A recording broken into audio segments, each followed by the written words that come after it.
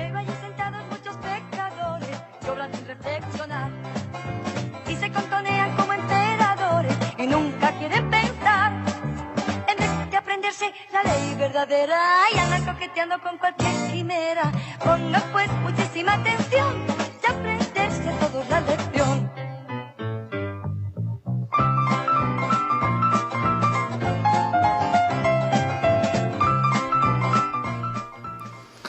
Bueno, pues os damos la bienvenida al repaso de la lección de esta semana, que tiene por título Misión en favor del prójimo. Muchas ideas que vamos a compartir con vosotros, que seguro van a ser muy interesantes, pero antes de eso vamos a dar paso a la Escuela Sabática Like. ¿Qué cámara usas más en tu teléfono celular? Creo que la cámara frontal. ¿Y por qué? Porque vivimos en la época de las selfies. ¿Y qué es una selfie? Una foto donde la cara del que la toma arruina el resto del paisaje. Bueno, la palabra selfie para referirse a una autofoto fue usada en línea por primera vez en el año 2002. 11 años después, el uso de la palabra había aumentado un 17,000%, al punto que selfie fue nombrada la palabra del año 2013 por el diccionario de Oxford. Hoy día, hay museos de selfies por todo el mundo. Ya es raro ver una foto de la Torre Eiffel, de las pirámides de Egipto o de la Casa Blanca sin que la decore la cara radiante del que la toma. Y hasta es común leer en las noticias que alguien perdió la vida intentando tomarse la selfie de su vida. ¿Tenemos algo en contra de las selfies? No, pero la selfie es el fiel reflejo de una humanidad que se centra cada vez más en el yo. Una humanidad que vive literalmente enfocada en sí misma. Pero en la misión de Dios, Jesús nos invita a quitar el foco de nosotros y a enfocar nuestro lente misionero en el prójimo. Lección 7. Misión en favor del prójimo. En Lucas 10, un doctor de la ley le preguntó a Jesús ¿quién es mi prójimo? Jesús le contestó con la famosa parábola del buen samaritano. Pero lo interesante del relato es notar cómo trató ese doctor de la ley a Jesús, quien era su prójimo, cómo trató Jesús al doctor de la ley, quien era su prójimo, y cómo le dijo Jesús al doctor de la ley que debía tratar a su prójimo. Por eso la pregunta de esta semana es, ¿qué aprendemos del relato de Lucas 10 en cuanto a la misión en favor del prójimo? En primer lugar, el trato del doctor hacia Jesús. ¿A qué se refiere Lucas cuando identifica a este hombre como un doctor de la ley? A un experto en la Biblia. La conocía desde el Génesis hasta el Apocalipsis. O más bien desde el Génesis hasta Malaquías, porque el Nuevo Testamento aún estaba por escribirse. La Nueva Versión Internacional lo narra así. Se presentó un experto de la ley y para poner a prueba a Jesús le hizo esta pregunta. Maestro. Un momento. Antes de oír la pregunta, ¿sí notan lo que hizo este hombre? Este hombre conocía todo lo que el Antiguo Testamento decía acerca del Mesías y no reconoció al Mesías. Conocía todo lo que el Antiguo Testamento decía acerca del amor al prójimo y no se acercó a Jesús con amor. Se acercó para poner a prueba a Jesús. Este hombre es el claro ejemplo de que una cosa es conocer la Biblia y otra ponerla en práctica. Aquí hay un gran mensaje para nosotros. Podemos conocer todo lo que la Biblia dice acerca del amor al prójimo. Podemos sabernos de memoria los versículos donde Dios nos invita a renunciar al yo y amar a los demás. Podemos predicar con pasión desde el púlpito acerca de amparar a la viuda y al huérfano. ¿Pero lo hacemos? ¿Nos acercamos al prójimo con amor y abnegación? ¿Enfocamos nuestro lente misionero en el necesitado o seguimos viviendo en una eterna selfie? Jesús dijo, Si alguien quiere ser mi discípulo, tiene que negarse a sí mismo, tomar su cruz y seguirme. En segundo lugar, el trato de Jesús hacia el doctor. ¿Sabía Jesús que el doctor de la ley se había acercado a él con malas intenciones? ¡Claro! Jesús conocía el interior del ser humano. Y a pesar de conocer sus intenciones, ¿cómo lo trató Jesús? Con respeto y amor. Jesús quería ganarlo para el cielo. Exacto. Ahora sí, escuchemos la pregunta que hizo este hombre para poner a prueba a Jesús. Maestro, ¿qué tengo que hacer para heredar la vida eterna? Oigan bien, aunque la pregunta fue lanzada con el fin de destruir, la respuesta de Jesús fue lanzada con el fin de salvar. ¿Qué está escrito en la ley? ¿Cómo la interpretas tú? Por supuesto, Un doctor de la ley conocía la respuesta. Citó de memoria Deuteronomio 6:5. Ama al Señor tu Dios con todo tu corazón, con toda tu alma, con todas tus fuerzas y con toda tu mente, y ama a tu prójimo como a ti mismo. Entonces Jesús le dio la clave de la salvación. Bien contestado. Haz eso y vivirás. ¿Lo notan? Jesús lo mandó a hacer, a poner en práctica lo que él ya conocía. Oigan bien, el verdadero cristianismo no es teórico, es práctico. A veces hay personas ateas o de otras religiones que nos preguntan cosas para ponernos a prueba. ¿Cómo respondemos? ¿Sacamos nuestro arsenal de versículos para acribillarlos con nuestro conocimiento? ¿Los ridiculizamos porque nosotros sabemos más Biblia que ellos? ¿O los tratamos con respeto y con el propósito de salvarlos? El apóstol Juan escribió: si alguno dice, yo amo a Dios y aborrece a su hermano, es mentiroso, porque el que no ama a su hermano a quien ve, no puede amar a Dios a quien no ve. Y Pablo es aún más radical al decir, toda la ley se cumple en este solo precepto: amarás a tu prójimo como a ti mismo. La tía Elena así lo confirma. El amor es el principio fundamental del gobierno de Dios en los cielos y la tierra, y debe ser el fundamento del carácter del cristiano.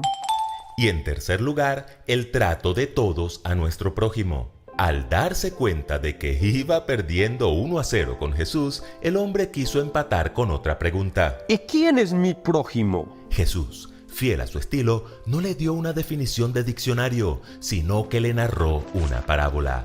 Bajaba un hombre de Jerusalén a Jericó y cayó en manos de unos ladrones. Le quitaron la ropa, lo golpearon y se fueron, dejándolo medio muerto. Resulta que viajaba por el mismo camino un sacerdote.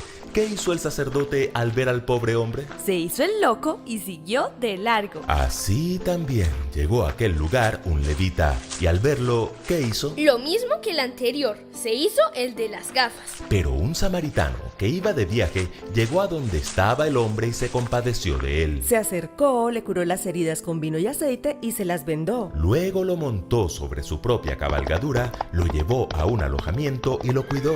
Al día siguiente sacó 2 monedas de plata y se las dio al dueño del alojamiento.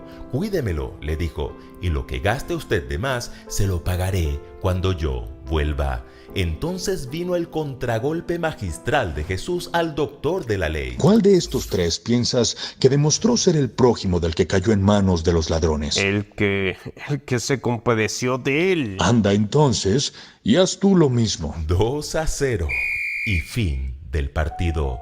Dar todas las respuestas correctas era fácil para el intérprete, pero hacer esas cosas era un problema hace 2000 años y continúa siendo un problema para muchos de nosotros hoy. La pregunta, ¿quién es mi prójimo?, quedó contestada para siempre. Nuestro prójimo no es solo quien pertenece a la misma iglesia o fe que nosotros. No tiene que ver con cuestiones de raza, color o clase social. Nuestro prójimo es toda persona que necesita nuestra ayuda. Por eso te presentamos el desafío Misión Posible. 7ª misión. ¿Ya oraste suficiente? Ahora busca a 3 personas, identifica sus necesidades emocionales, físicas o sociales y suple esas necesidades como un buen samaritano. ¿Lo harás? Como decíamos, no tenemos nada en contra de las selfies, pero no nos olvidemos de los retratos. En los retratos, el camarógrafo se olvida de sí mismo, enfoca su lente en los ojos del prójimo,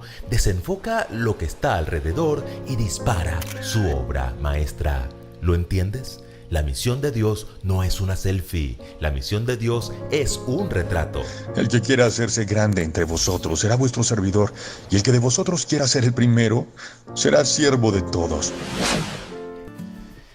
Pues entramos ya en materia. Vamos a estudiar un poquito de qué va esta lección y completar lo que nos ha hablado la Escuela Sabática Laic. Sí que me gustaría comenzar con una de las citas que más me ha llamado la atención de esta escuela sabática, que dice así Elena de White, en Palabras de vida del Gran Maestro, dice: el amor es el principio fundamental del gobierno de Dios en los cielos y la tierra, y debe ser el fundamento del carácter del cristiano. Solo esto puede hacerlo y mantenerlo estable. Solo esto puede habilitarlo para resistir la prueba y la tentación.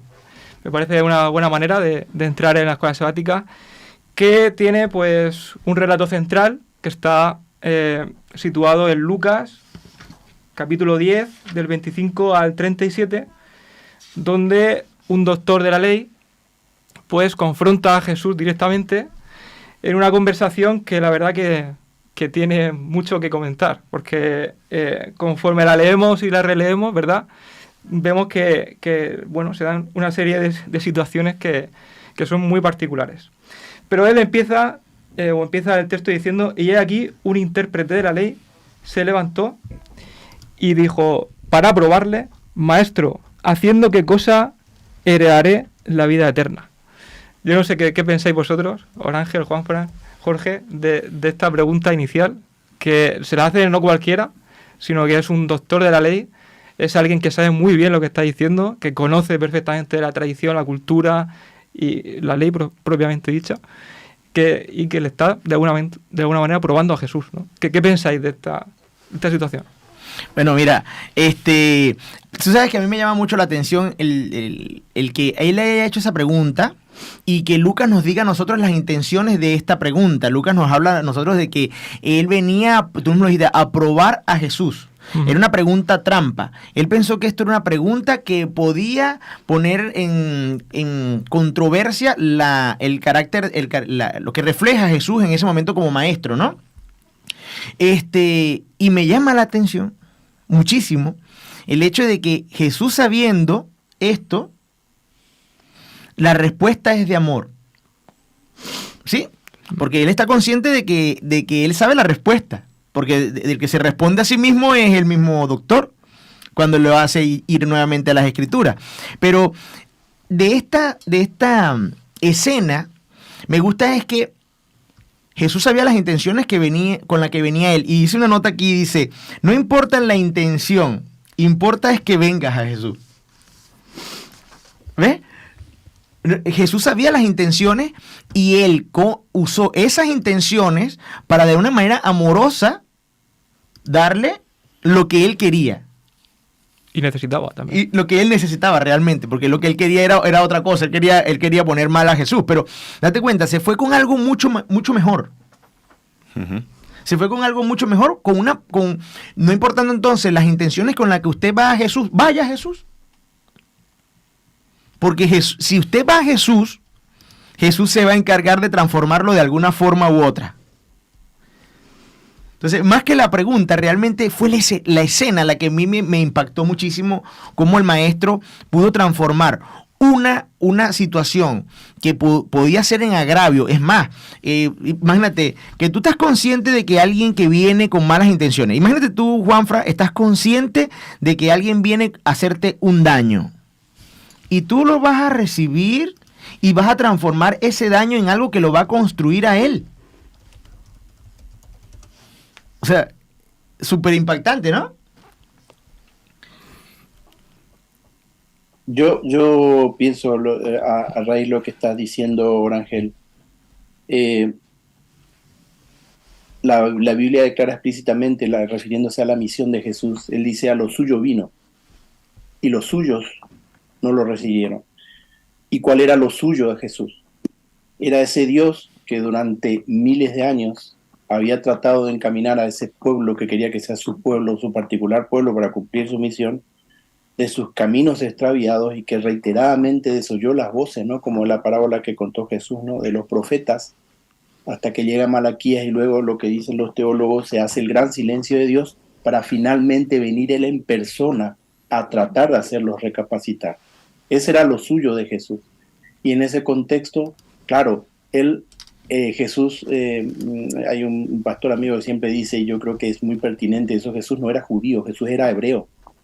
Y la muestra está en que el problema que él tuvo con la dirigencia religiosa judía era cómo llevaban esa religión.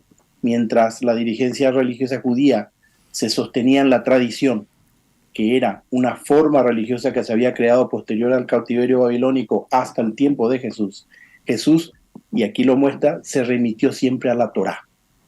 Y a la Torá, la ley, se entiende todo el Antiguo Testamento, ¿no es cierto?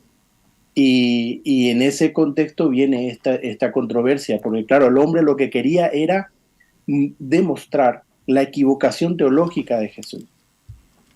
Y sin embargo Jesús lo que quería era que él volviese así, que volviese a Dios, recuperarlo a ese hombre que pertenecía a ese pueblo que Dios había llamado desde hacía miles de años para que cumpliese una misión y no lo estaba haciendo. Entonces ahí nosotros tenemos montado todo este panorama, ¿no? Uno con la intención, como bien decía la Escuela Sabática Laica, de destruir, mientras que Jesús tenía claramente la intención de reconstruir, de restablecer, de restaurar su relación, en este caso, con ese hombre. Que yo ahí, Orangel, no sé, yo lo veo como, quiero entender que él no se fue mejor, él no aceptó. Su orgullo y sus prejuicios rechazaron el mensaje de fondo de Jesús y se fue como vino, no entendiendo de qué iba eso realmente. De la intención de amor al prójimo. Porque cuando Jesús hace esto, que lo hace por él y lo hace por todo aquel que lo escucha, es una expresión de amor.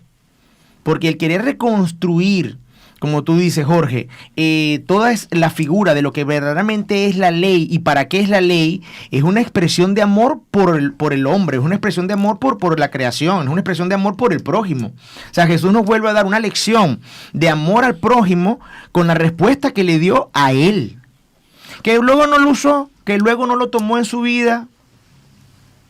Estamos hablando de misión, ¿no? Llevamos ya varias semanas y para no perderme yo, digo, bueno, la misión es de Dios, ¿no? Empezábamos así el trimestre y nosotros acogemos esa misión de Dios y somos colaboradores suyos y seguramente se puede decir de otras muchas maneras mejor que esta, ¿no? Pero venimos de la semana pasada hablando un poco, recordáis, ¿no? De cómo Jesús se resucita, se le aparece a los discípulos y en esa efervescencia de ese bajón, vienen de haber perdido al maestro, de todos sus planes, han quedado colgados en aquel madero, en aquella cruz, y dicen hasta que hemos llegado, todas las ilusiones que teníamos, ya no está nuestro líder, nuestra referente, y Jesús se les aparece y recordáis, ¿no? La emoción de descubrir el sepulcro vacío, oh, ¿será verdad? ¿No será verdad? Esa emoción y cómo Jesús, recordáis que a mí me sirvió, lo llevaba a decir, venga, sí, soy yo, he resucitado, esto va de que no se acaba aquí, pero fijaos, y lo lleva a la escritura, recordáis, ¿no? Que lo lleva totalmente, recordáis que tenía que cumplirse lo que estaba de mí anunciado, lo hace también, no solo en el aposento alto, en aquel, cuando están escondidos los discípulos con la mujer y tal, sino lo hace también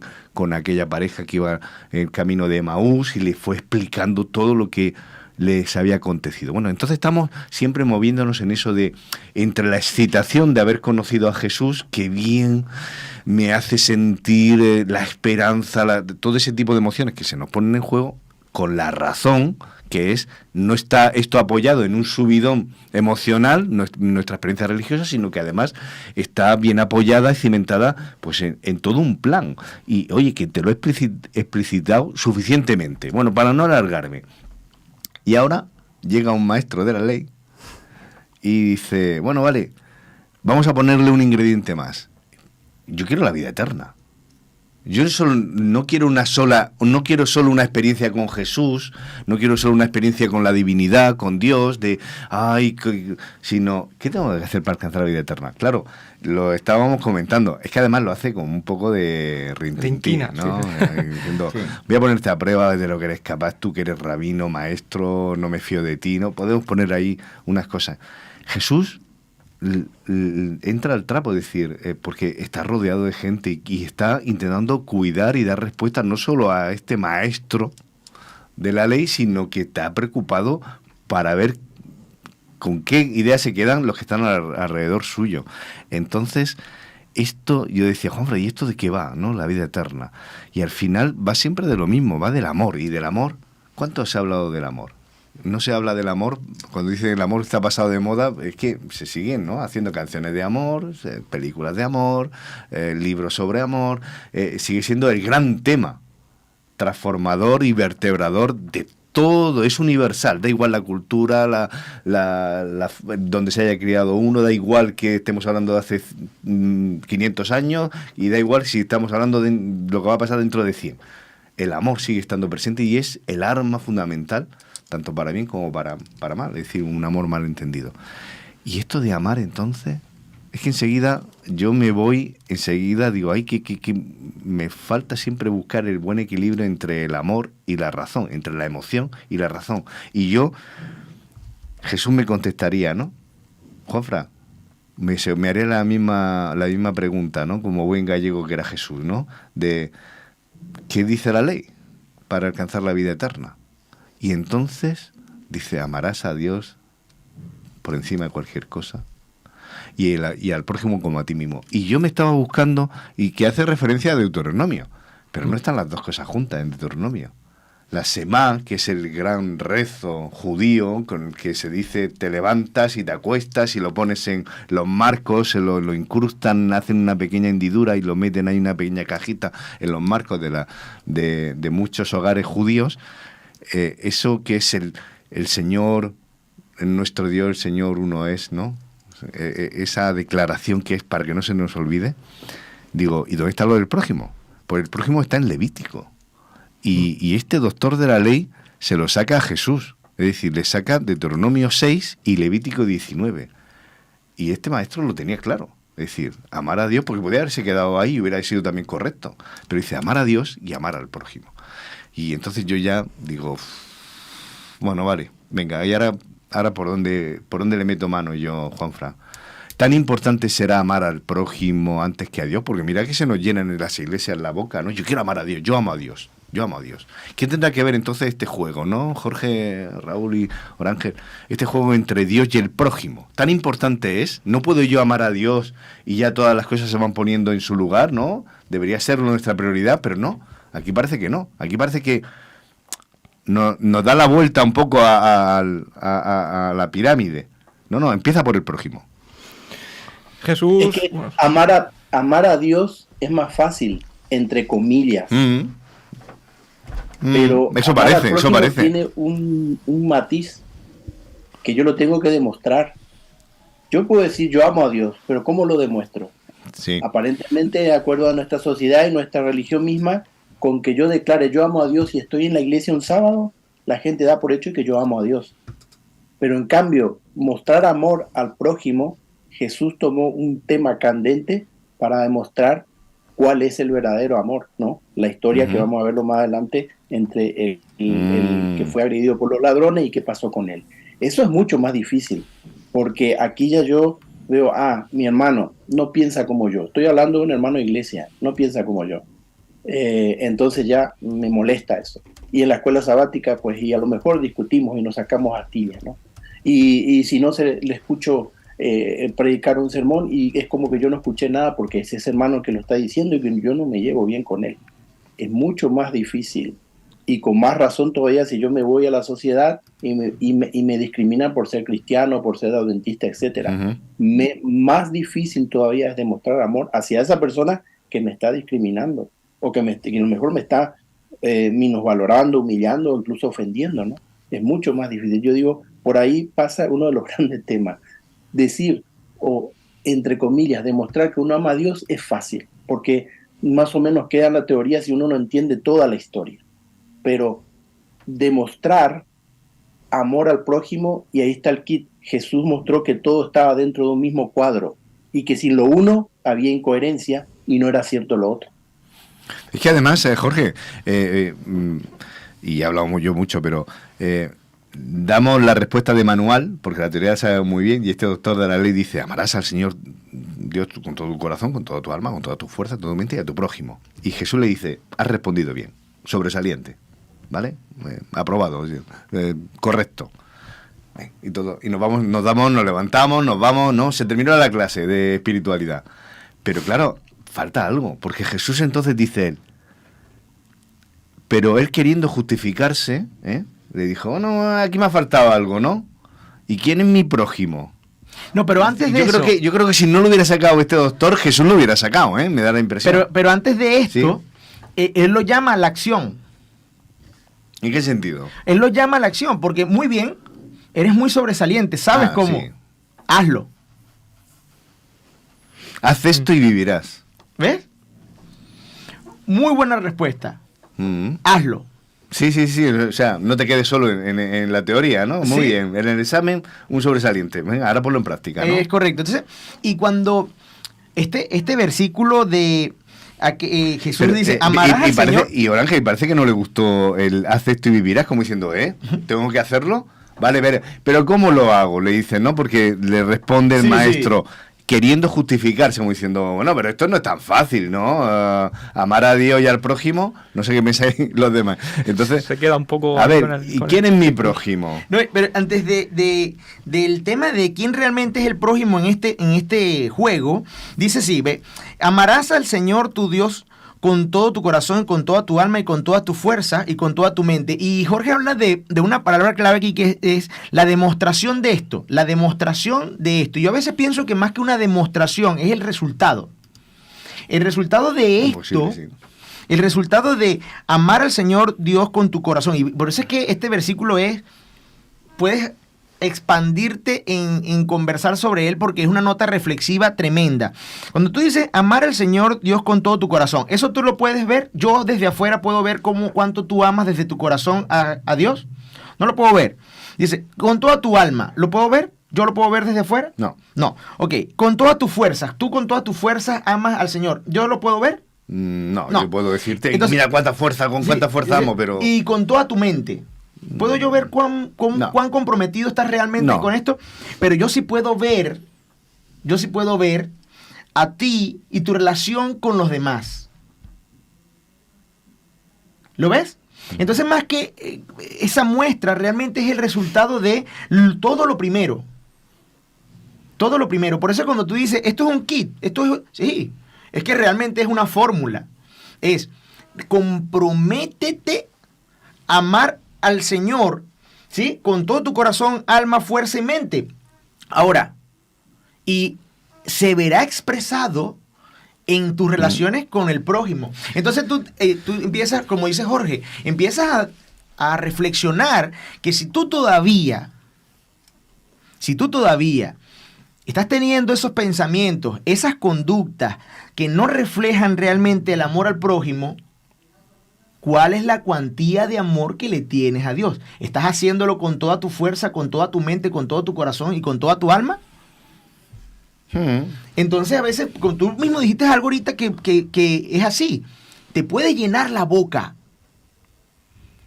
pero Dios no te manda a amar con tu boca. Dios te manda a amar con todo lo demás. Entonces, tú dices, te puedes llenar la boca diciendo, yo amo a Dios. Y por eso que a veces pensamos que amar a Dios es fácil.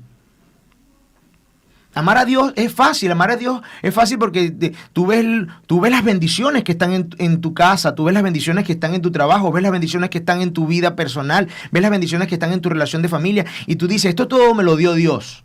Y puedes llegar a sentir un agradecimiento tremendo, pero ¿realmente tú amas a Dios como para que ese amor te haya transformado a ti? Al punto de que puedes amar al prójimo a pesar de las fallas de tu prójimo. Pues entonces yo creo que tenemos en algunas comunidades, en alguna iglesia, tenemos las prioridades un poco todavía pendientes de poner en el cajón adecuado. Este versículo te lleva a la reflexión tremenda de cuál es tu camino como cristiano. Una reflexión que te hace temblar el piso y decirte, epa, ¿lo estoy haciendo bien? ¿Estoy en el camino correcto? Me da la sensación, ¿en mi relación con Dios? Claro, me da la sensación, seguramente no sé si estaréis de acuerdo, pero nos empeñamos en querer descubrir cuál es la naturaleza de Dios cuando llegamos hasta donde llegamos, es decir, necesitamos estar pegados a Dios en la eternidad y tendremos la eternidad para empezar a descubrir eso. Nos empeñamos en querer descubrir la naturaleza cuando Jesús dice, hasta cierto punto dice, Juanfran, relájate, yo vengo aquí y más que de qué estoy hecho yo, ¿quién soy yo? Y el quién soy yo es quién es Dios, se ve en quién es Jesús, en los valores que Él transmite. Y Él se sienta a la mesa con los pecadores, es decir, es tolerante, se cuida del más débil, está deseando estar con niños, está con todos los parias, con los que nadie quería. Él se mueve, pero no solo eso, no es que se mueva con los marginados, es que se mueve también con los poderosos. Es decir, va con los fariseos, con los saduceos, no tiene esos prejuicios que nosotros enseguida ponemos en marcha.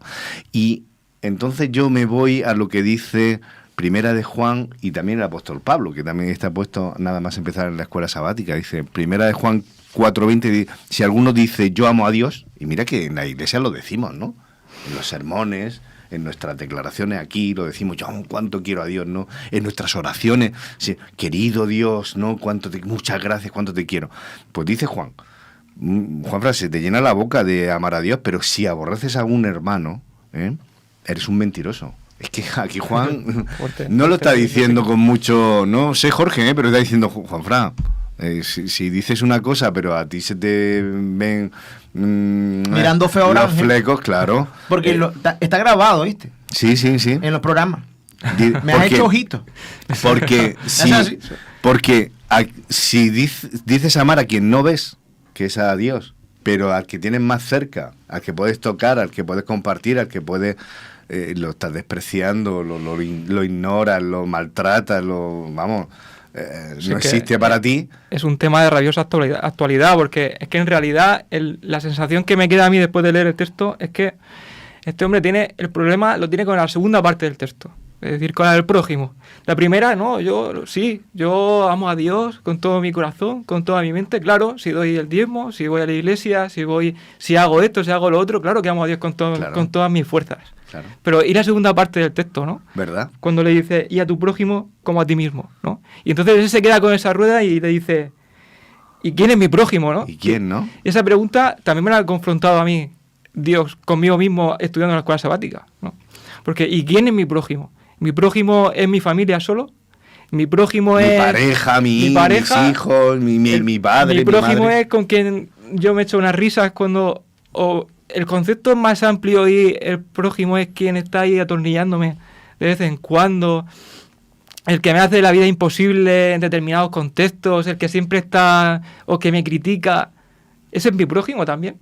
Y creo que los problemas de él van también dirigidos a esa dirección, ¿no? Totalmente. Claro, Raúl, yo cuando estaba hablando, y recién creo que Orangel mencionó también, o Juanfra, el problema de este hombre era el problema que tengo yo, el mismo problema. Es decir, ese fue una excusa para escaparse de esa situación, porque automáticamente él era un maestro de la ley. Evidentemente él conocía al dedillo, no solo la tradición, que es la que él defendía, porque el problema era que Jesús, al llevarles a la ley, a la Torá de vuelta, le estaba moviendo el piso a su autoridad religiosa. Ellos le consideraban un rival político, por decirlo así. Entonces constantemente por eso lo atacaron a Jesús, porque veían que él tenía una influencia cada vez más creciente en la población. Y él, al darse cuenta por dónde lo estaba llevando, porque era un hombre evidentemente versado, inteligente, Jesús era como una jugada de ajedrez. Se estaba dando cuenta de que Jesús le estaba llevando al jaque mate. Entonces intentó escapar. Intentó mover una ficha para alejarse de eso. Y es lo que me pasa a mí. Es decir, amarás al Señor tu Dios y a tu prójimo. Uy. Y él enseguida le habrá venido a él, como a mí, en la mente, mi compañero de trabajo, mi hermano de iglesia que se sienta a 3 metros de mí porque nunca nos sentamos juntos por tal, mi vecino con el cual yo tuve este problema y no lo he olvidado, mi primo o mi hermano en la sangre carnal familiar con que hemos discutido por un problema hace 20 años y desde ahí nuestras familias casi no se llevan, etcétera, etcétera, etcétera. Entonces, ¿qué hago yo? Lo mismo que hizo el maestro de la ley. Empiezo a divagar, ¿no?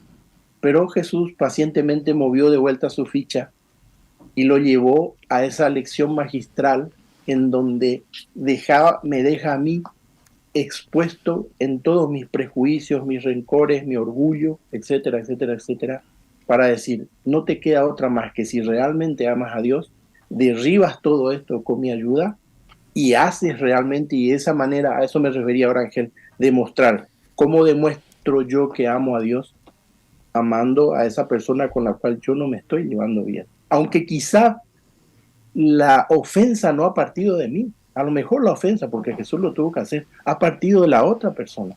Y sin embargo, lo mismo yo tengo que reparar, como decía recién anteriormente nuestro hermano, esa ventana rota, que no la he roto yo, pero lo mismo tengo que intentar repararlo, porque es lo que hizo Jesús. Y entonces ahí recién, lo primero que yo digo, se confirma con lo que yo estoy haciendo con respecto a aquel que veo, que siento y con el cual tengo una relación más directa, por así decirlo. Jorge, tú sabes que te escucho, ¿no? Y sí, yo lo he vivido, como todos. Yo me imagino que todos tenemos ese prójimo que nos hace difícil amar al prójimo, pero tú sabes que sí he vivido también el hecho de que llevar a Jesús a tu vida y tener ese amor por Dios, te lo hace fácil. Te lo hace fácil porque cuando tú saboreas el amor que Dios te da o llevas a tu vida ese amor constante, ya no es tan difícil, ya no es tan voluntario el que tú digas, tengo que buscar a esa persona. Tengo que ir por esa persona que quizás yo lo ofendí o él me ofendió, no importa. Y no es una obligación, no se vuelve una obligación. Por eso es que hago énfasis en el tema de que la expresión de amor al prójimo es expresión de ese amor. Es expresión de ese amor. Cuando tú entiendes ese amor y lo interiorizas en tu vida, y por eso aquí la pieza clave es que tú lo puedes hacer de manera voluntaria. Tú decir, mira, yo para ser cristiano tengo que ir a buscar a esa persona porque tengo que hacerlo. Tú lo podrías hacer de manera voluntaria. Pero cuando tu fuente de voluntad no está en Jesús, no está en Dios, lo vas a ver como una obligación. Pero cuando tú vienes de allí, oye, como Dios me amó y como yo amo a Dios, no puedo seguir viviendo con este rencor, no puedo seguir viviendo con esta rabia, y automáticamente vas a buscar. Y te vas a sentir súper pleno en la relación con otras personas. O sea, te vas a sentir muy pleno en la relación con aquel prójimo que en aquel momento, que en un momento te ofendió o que tú ofendiste, ¿verdad? Te vas a sentir muy pleno. Por eso es que cuando tú lees y relees este versículo, deja de ser un mandamiento.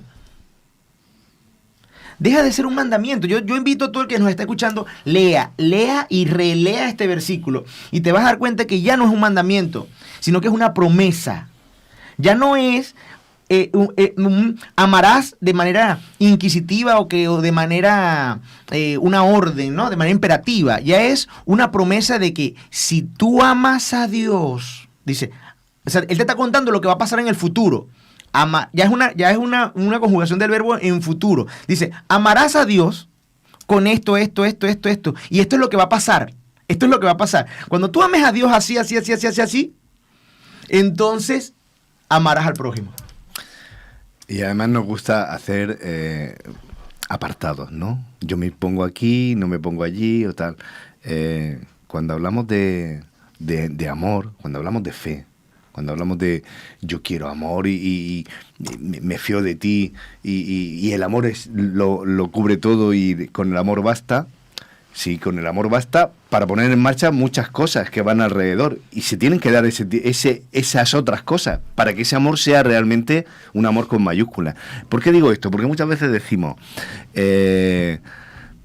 ¿por dónde empieza el amor? Para Pablo, es que Pablo, que habla de la declaración, una de las más sublimes que está en 1 Corintios 13, el amor, recordáis, ¿no? Todo el discurso que hace Pablo. A mí me parece, Pablo era un fariseo formado en las obras de la ley, en la ley, no en el formalismo, en cumplir, en los mandamientos, y a la vez es capaz de hacer una declaración del amor que pocas veces se ha superado.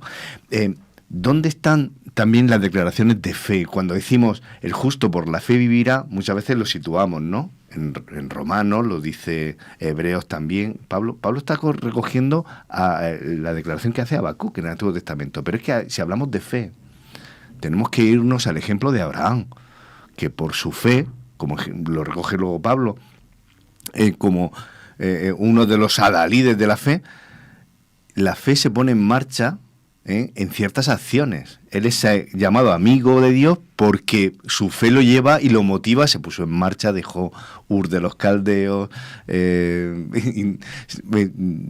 cumplió con el sacrificio, con aquella puesta en escena que le pidió Dios para un poco enseñarle hasta dónde estaba dispuesto a llegar y lo que significaba el sacrificio no de su hijo, sino del carnero, prefigurando lo que iba a hacer Jesús. ¿A dónde quiero llegar? Muchas veces decimos, no, es que esto del amor, claro, vivimos ahora en el Evangelio del amor, ¿no? El Nuevo Testamento, la gracia de Dios. Esto ha sido siempre igual, también, desde el principio. Desde el principio, ya con Abraham, ya desde el principio Dios muestra amor con la caída, el cuidado hacia la equivocación de Adán y Eva, y esto va de fijarnos en el que tenemos al lado, esto va de sí, es verdad, te necesito, Dios mío. Y me pongo en marcha poniendo al que tengo al lado, que es mi igual, poniéndolo al mismo plano, de mi misma necesidad. Pablo dice... Te duele como te duele a ti. Claro. Por eso cuando dice, como a ti mismo, llega un momento que ese amor al prójimo se vuelve tú mismo, prácticamente lo que podrías llegar a sentir por ti. Y es lo que llamamos empatía. Es que nos hacemos unos líos tremendos con el tema de hay que hacer, no hay que hacer, ahora hago, no, tengo que cumplir, no cumplir. Es verdad que muchas veces decimos, como decía San Agustín, y luego lo han repetido muchos reformadores, ama a Dios y haz lo que quieras. Pero es que eso no terminamos de entenderlo. Ama a Dios con mayúsculas y a partir de ahí, claro, haz lo que quieras. Porque es que el amor te va a poner en camino de hacer unas cosas y no otras.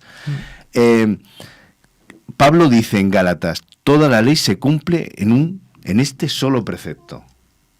Y alguien podría decir, ¿qué precepto? Pues para Pablo está muy claro.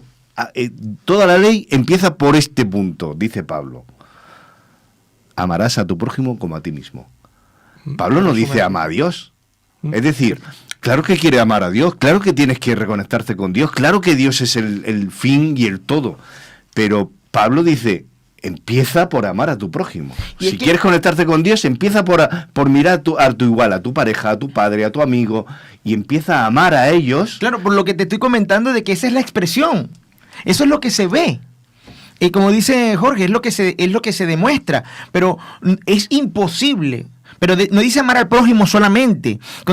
Y por eso es que la coletilla es tan importante. El tema de que ama a Dios ama al prójimo como a ti mismo. O sea, ese como a ti mismo, para llegar a ese punto. Madre mía. Pues para llegar a ese punto, porque tú pudieras amar, querer, decidir querer.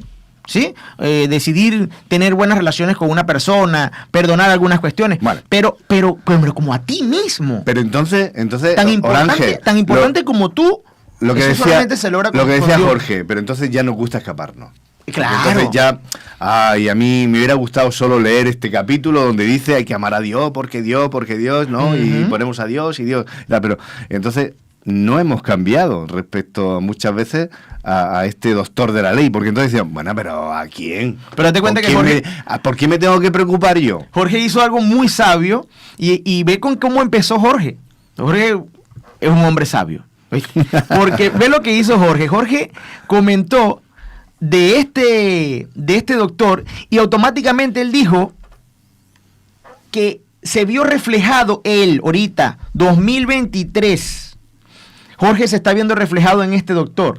Y cada uno de nosotros nos estamos dando cuenta que este problema, tú mismo lo acabas de decir, Juanfra, este problema es de ahorita. Sí, Así como fue en aquel momento, este problema sigue existiendo, ¿verdad? El concepto de verdaderamente qué significa amar a Dios y el hecho de que sabemos que al amar a Dios tendremos vida eterna. O sea, el concepto de vida eterna que en algún momento preguntó este doctor, lo seguimos preguntando ahorita y todavía tenemos problemas para entenderlo. Bueno, es que, Jorge, estamos en una hiperindividualización donde se nos bombardea constantemente de que preocúpate de ti mismo y cada uno que escoja su camino. Oye, mira, si te va mal o si te has encontrado en esta situación, allá tú, yo bastante tengo con lo mío, ¿no? Me voy a preocupar, me voy a cuidar a mí mismo, ¿no? Bueno, la escuela sabática ahora te lo pinta clarito con el selfie.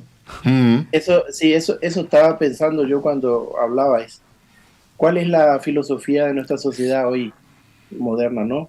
El hedonismo, la autocomplacencia, la zona de confort, ¿no? El empoderamiento, todo lo que yo hago, si a mí me gusta, está bien, no importa lo que haga. Esa es la filosofía de la sociedad hoy, ¿no? Y conlleva innato el egoísmo. Es pensar en uno mismo, como el selfie que estabas mencionando, Heracles. Es primero el yo. Pero Jesús cambia las tornas totalmente opuestas. O sea, nada comparado con lo que nosotros hemos vivido y estamos viviendo. Y las consecuencias son muy serias de lo que estamos hablando nosotros, porque dice, prácticamente al final de la lección, dice, el problema es el siguiente. Yo puedo conocer muy bien lo que atañe para mi salvación, porque esa fue la pregunta inicial del maestro de la ley a Jesús. Yo puedo conocer perfectamente eso, pero si no lo llevo a la práctica, me voy a perder. O sea, las connotaciones de todo esto son serias y tremendas, ¿no? Realmente yo quiero llegar a ese objetivo que es la Canaán celestial, que muchas veces la mencionamos, porque eso está en juego, no hay que dejar de tenerlo en cuenta. Y Jesús dice que en cada persona que se cruza por delante de mi camino es una llave o es un modo de ir transitando ese camino hacia esa Canaán celestial. En San Mateo 25 lo deja bien claro. Todo lo que yo haga me permite estar entre los corderos.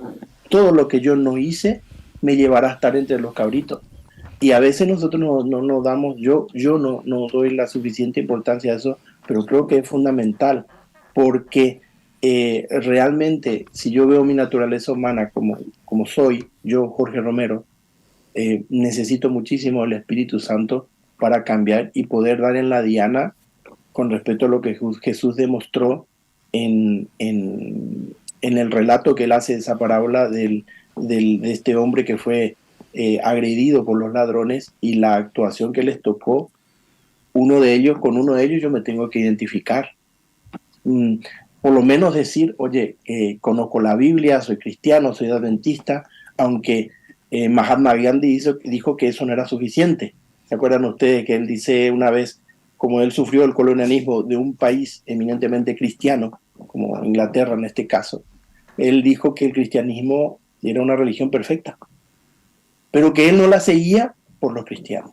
Entonces eso a mí me da la pauta de lo importante que es lo que yo como cristiano haga o deje de hacer con respecto al que está a mi lado, mirando, observándome, interrelacionándose conmigo. Y además, lo que tú dices, Jorge, unámosle algo más, y es que aparte de lo que hoy se nos dice en el mundo en que vivimos, además tenemos la sensación de que te tiene que salir, ¿no? Es que si no me sale, parece no me sale, entonces ya con eso está justificado, ¿no? No me sale el amor, no me sale quererte, así que mala suerte, ¿no? Es decir, como si no hubiera tocado, ¿no? No me ha tocado no quererte, pues mira, yo soy así, acéptame, ¿no? ¿No es eso lo que el Evangelio nos propone? Jesús nos dice, mira, si te sale, es que dio lugar a un samaritano que le salió tener compasión. Es que es muy revelador, porque yendo a lo que es la parábola, que es chocante, porque Jesús no pierde oportunidad, aparece un hombre que dice que va de Jericó, de Jerusalén a Jericó, y lo asaltan unos bandidos, le dan una tremenda paliza, lo dejan malherido, moribundo, y pasa por allí los que supuestamente son los que conocen a Dios. Y esto es lo importante de esa parábola. No fueron cualquier personaje los que pasaron primero. Claro. No son cualquier personaje. Están cogidos muy inteligentemente, ¿no? Claro. Sí, o sea, la parábola es profunda. O sea, cada letra de esa parábola tiene un significado muy importante. Y el hecho de que los títulos que tenían cada uno de estos personajes son los que tienen en la boca el amor a Dios.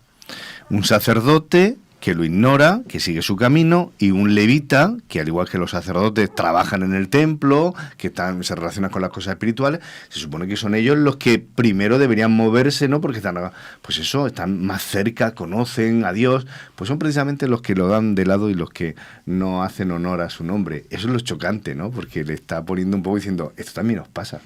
Esto a los que supuestamente se les atribuye que son los más amorosos, no siempre son los que están al pie del cañón. Poner al samaritano, ¿no? Precisamente, y luego, odiados por su cultura, ¿no? Les enseña a ellos, de alguna manera Jesús les quiere decir que esos prejuicios deben eliminarse en cuanto al concepto del amor al prójimo. Es decir, debéis eliminar vuestros prejuicios contra cualquiera que no comparta vuestras ideas, vuestra religión, vuestra cultura. Ellos también son vuestro prójimo. Dice que el samaritano lo vio y tuvo compasión de aquel hombre moribundo. Se le acerca, cosa que no habían hecho los otros, que por no contaminarse, porque no se nos note, por el qué dirán, ¿no? Muchas veces se pone eso en juego.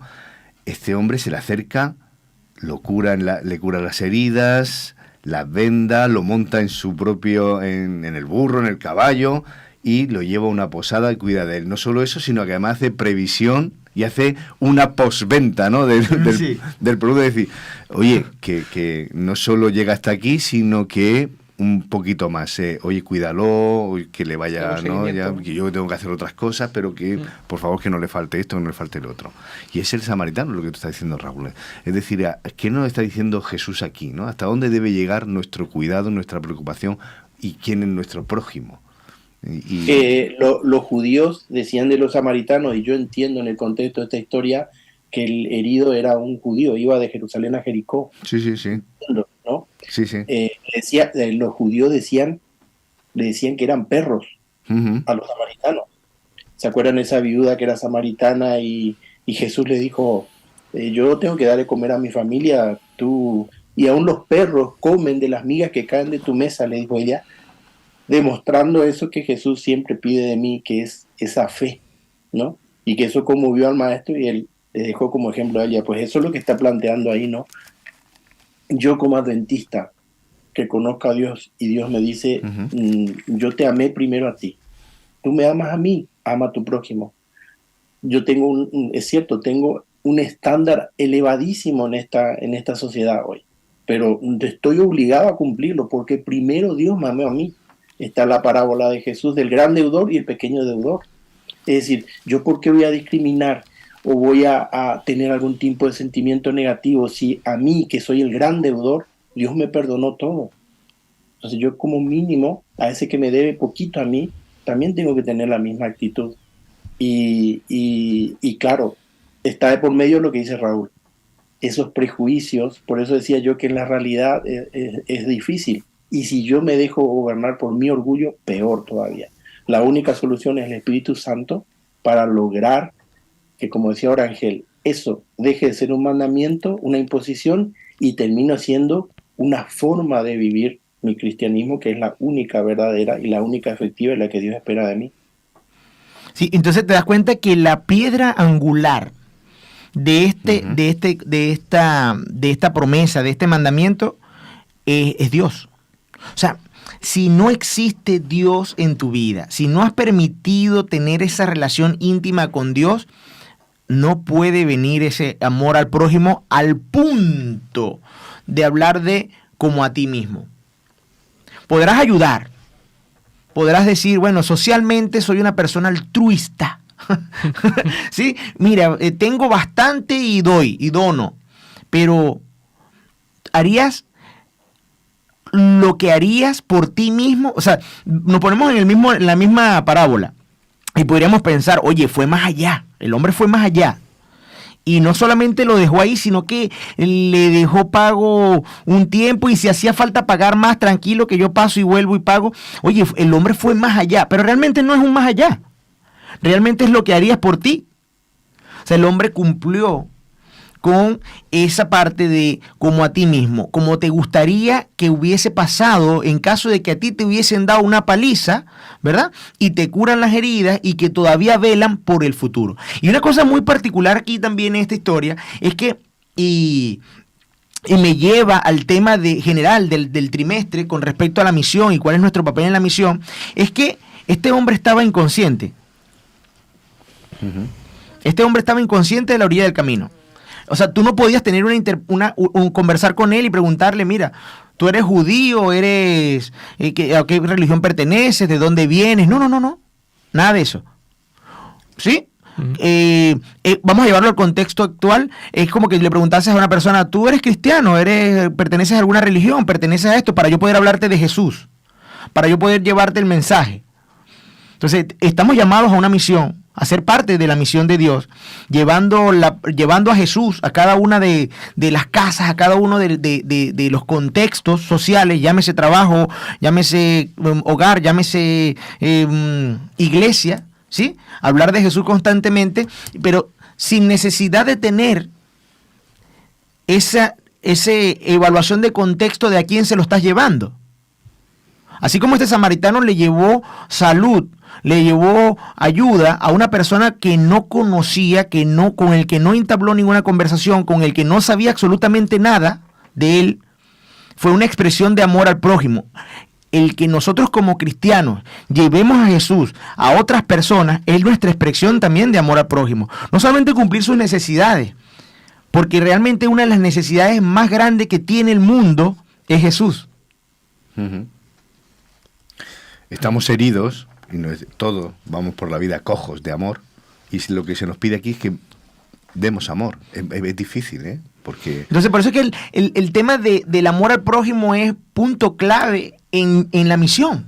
Yo creo que Sí, Juan Ángel ha dicho algo clave para de esta historia, y es que este hombre lo habría hecho por sí mismo también.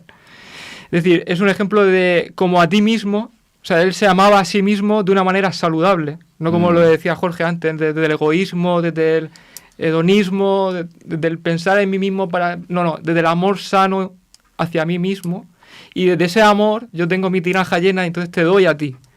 Que si no tengo yo amor hacia mí mismo, no te puedo dar, no le puedo dar a la gente, no le puedo dar al prójimo. Y se confunde ese amor mismo, porque los que pasaron antes que él tenían amor por sí mismos, a tal punto de que, oye, mira, se pusieron en primer lugar. ¿Qué va a decir la gente? ¿Qué me puede contagiar esa persona? ¿Qué puede tener esa persona por lo que está allí? O sea, pensaron en sí mismo, pensaron en ellos primero que pensar en el Porque prójimo. piensan en la apariencia, pero igual en su profundidad tendría una gran guerra consigo mismo, ¿no? Es decir, Elena White, yo quería compartir con vosotros que lo habéis leído, nos pone... Uy, se ha muteado Jorge. Jorge, se muteó. Listo. Elena White, como ella siempre tratando de seguir el ejemplo de su gran maestro, que también tiene que ser y debe ser el nuestro, que es Jesús. Ella dice lo siguiente, para que vea hasta dónde tenemos que llegar nosotros. Hay muchos que preguntan como el escriba, ¿quién es mi prójimo? Todo aquel que padece necesidad es nuestro prójimo. Todo hijo e hija de Adán que ha perdido el rumbo, que ha sido entrampado por el enemigo de las almas y sometido a la esclavitud de malos hábitos que marchitan la virilidad y la feminidad dadas por Dios, es mi prójimo. No sé si vosotros estáis dando cuenta el planteo que nos está haciendo Elena White acá, porque el tema del homosexualismo, el lesbianismo hoy tiene una vigencia total, ¿no es cierto? Y la iglesia cómo la enfrenta, es decir, no es solo esto, pero lo que quiero decir es el amar al prójimo, interactuar con él y llevarle el mensaje de salvación para que también mi prójimo pueda tener el mismo derecho que yo a acceder a la salvación. Hoy nos plantea situaciones sumamente complejas y sin embargo nosotros no la podemos obviar. Como bien lo estaba mencionando Juan Ángel, el samaritano pasó y fue el único que dijo, yo no puedo girar la cabeza. Ahí está ese hombre, no puedo hacer como que no lo veo. Uh-huh. Tengo que ir hasta él. No sé quién es. A lo mejor me odia, pero eso no importa ahora porque está mal y necesita ayuda. Es una situación tan compleja, tan difícil, pero que, vuelvo a insistir, y en una parte de la lección que mientras escuchaba hablar estaba buscando, no lo encuentro ahora, dice, y Jesús llevó eso a rajatabla, por eso el éxito de él. Él entendió que tenía que tratar con personas rotas, todos estamos rotos. Y muchas de esas quebraduras del cuerpo y del alma, él sabía que tenía que arreglarlas primero, el lisiado en el estanque de Betesda, por ejemplo, primero para luego poder hacerse escuchar el mensaje de salvación que tenía. Uh-huh. Y nosotros a veces, que es lo que dice Santiago, no le puedes decir a tu hermano que tiene hambre en la iglesia, hermano, ten fe, que Dios te bendiga, vete a tu casa. No, yo tengo que tratar de paliar el hambre y la necesidad de comida que tiene ese hermano o amigo o persona que está a mi alrededor, ¿no es cierto? Y además, Jorge, ¿no te parece que a veces incluso ni siquiera, no solo no tenemos paciencia, sino que tampoco tenemos esa ganas de involucrarnos demasiado? Decir, vale, sí, yo sé que mi hermano tiene necesidad de esto y le pongo una primera aproximación, pero es verdad que muchas veces ponemos el orgullo por delante y como ha salido aquí, o Ángel había dicho, es que esto va de tener compasión porque hay una necesidad y esto va de tener relaciones y como estamos rotos, pero empatía es la palabra clave. Muchas veces dicen, no, a mí no vengas tú a ayudarme, ¿no? Y hablaríamos otro tema de discusión, pero es verdad que aquí Dios es el que primero tiene compasión de nosotros, de todos nosotros, y se empeña en sacarnos, en recuperarnos, en cuidarnos. Sí. Me temo que ya tenemos que dejarlo aquí. Podríamos seguir hablando de este tema porque hablamos de misión y vamos a seguir retomando esta temática con otros más recovecos, que es estar al lado de Dios y ser colaborador suyo. Sigamos en esto, sigamos en esta idea del buen samaritano. Estamos rotos, vamos todos como podemos, nos necesitamos a Dios, pero nos necesitamos a nosotros, es decir, que cuidemos y que nos dejemos cuidar. Ese es mi deseo para vosotros. Vamos a interrumpir aquí lo que es la escuela sabática, porque ya miramos a la capilla y hoy además, antes de darle paso al pastor, que lo estamos escuchando de fondo, os comento que cesaremos lo que es la transmisión desde el estudio, porque hoy hay una ceremonia especial que hacemos periódicamente, es la Santa Cena. Así que os dejaremos con la capilla, dejaremos que disfrutéis de lo que es el rito y esta ceremonia tan bonita, tan especial. Ya sabéis que no solo es la Santa Cena, sino que hay un lavamiento de pies, habrá música, interludio y luego se hará lo que es ya específicamente y si nos están escuchando y quieren saber más sobre este rito, están los comentarios aquí en YouTube, pueden dejar los comentarios y estaremos respondiendo sobre qué es la Santa Cena. Eso es. Entonces, ¿qué tan especial es ese momento para los adventistas como entonces, la Santa Cena? Lo que es desde el estudio, cesaremos lo que es aquí la transmisión, dejaremos lo que es todo este rito y seguiremos y se transmitirá y podréis disfrutar de ella, pero nos volveremos a ver aquí, de nuevo, discutiendo sanamente, riéndonos y aprendiendo el próximo sábado aquí en la Iglesia en Casa. Así que un abrazo para todos y encantados de teneros con nosotros. No os vayáis porque vamos a la capilla a disfrutar del sermón hoy con Manuel Murcia.